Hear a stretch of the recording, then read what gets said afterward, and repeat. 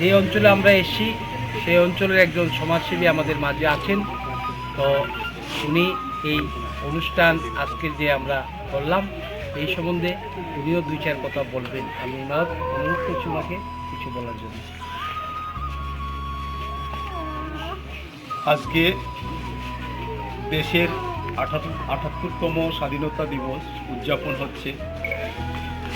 আজকের এই গৌরব দিনে ত্রিপুরা হাইকোর্ট এমপ্লয়ার্সের উদ্যোগে যে মহতী একটা উদ্যোগ নিয়েছেন সমাজের পিছিয়ে পড়া মানুষের পাশে দাঁড়ানোর জন্য, আমি আমার ব্যক্তিগত পক্ষ এবং এলাকাবাসীর পক্ষ থেকে আপনাদেরকে এই উদ্যোগকে সাধুবাদ জানাই এবং প্রণাম জানাই। এই উদ্যোগ যাতে জারি থাকে।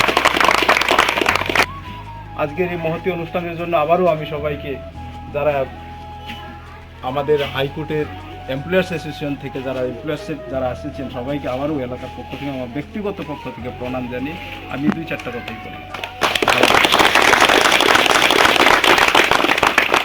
আমরাও হাইকোর্ট এমপ্লয়িজ অ্যাসোসিয়েশনের পক্ষ থেকে এলাকার যিনি সমাজসেবক খুব সুন্দর প্রাসঙ্গিকতার উপরে কিছু কথা বলেছেন, আমরাও ওনাকে আমাদের হাইকোর্ট এমপ্লয়িজ অ্যাসোসিয়েশনের তরফ থেকে ধন্যবাদ জ্ঞাপন করছি। এখানে যারা উপস্থিত আছেন এই অঞ্চলের যারা মানুষ নাগরিক প্রত্যেককে আমরা ধন্যবাদ জানিয়ে আজকের এই অনুষ্ঠান এখানে শেষ করছি। আমরা আশা রাখি আগামী দিনও আমরা এইভাবে আপনাদের পাশে এসে দাঁড়াবো। যদি সুযোগ পাই আমরাও কিছু করব। এখানে আমরা একটা আজকে এই কথা বলেই আমাদের অনুষ্ঠান এখানে শেষ।